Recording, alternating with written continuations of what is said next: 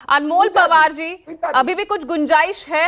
हालांकि 20 सीटों में तो आपने अपने उम्मीदवारों की घोषणा कर दी। आखिरी बात तो सुन लीजिए। हाँ बोलिए बोलिए, 10 सेकंड दे रही, बोलिए। ये नहीं है कि अपनी जीतती हुई सीटें दे दो। ठीक है, अनमोल जी। पूजा जी, ये गठबंधन की बातचीत इसलिए शुरू हुई थी क्योंकि हरियाणा की जो जनता है वो भारतीय जनता पार्टी के कुशासन से त्रस्त हो चुकी है। जिस तरह का उनका जुमलेबाजी मॉडल ऑफ गवर्नेंस रहा है, जिसमें किसानों के साथ, महिलाओं के साथ, रेसलर्स के साथ, युवाओं के साथ धोखा किया गया है। आज हरियाणा प्रदेश में अनएम्प्लॉयमेंट सबसे ज्यादा है इस देश में। 750 से ज्यादा किसानों को शहादत देनी पड़ी, तब जाके 3 काले कानून वापस लिए सरकार ने। ना सरकार ने किसानों को एमएसपी का दाम दिया, ना किसानों की आय दुगनी की गई, और उनके फार्म लोन्स माफ करने की बजाय अपने पूंजीपति मित्रों के 16 लाख करोड़ रुपए के फार्म लोन्स माफ किए गए। हमारे देश के लिए जो ओलंपियन रेसलर्स लॉरेल्स लाए, उनके साथ किस तरह से भारतीय जनता पार्टी के सांसद बृजभूषण शरण सिंह ने मोलेस्टेशन किया, और पूरी भारतीय जनता पार्टी उनके संरक्षण में खड़ी रही, और महिला रेसलर्स को सड़कों पर लाठियां भांजी गई पुलिस वालों के द्वारा, ये पूरे देश ने देखा।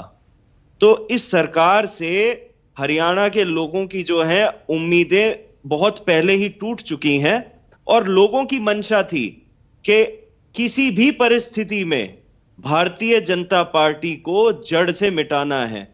उनके भ्रष्टाचारी मॉडल को, उनके कुशासन को जड़ से हरियाणा से खत्म करना है, ताकि एक बेहतर सरकार दी जा सके। तो उसी दिशा में आम आदमी पार्टी और कांग्रेस ने प्रयास किए, पॉजिटिव टॉक्स हुए। साथ ही साथ आम आदमी पार्टी ने 90 की 90 असेंबली कॉन्स्टिट्यूएंसीज पे जबरदस्त प्रचार किया।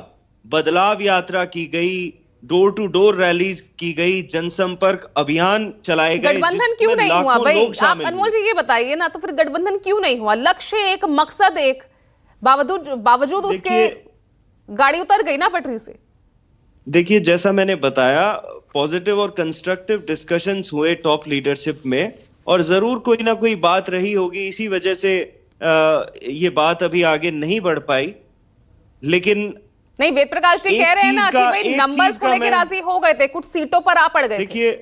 देखिए, ना वेद प्रकाश जी उस मीटिंग में मौजूद थे, ना मैं उस मीटिंग में मौजूद था।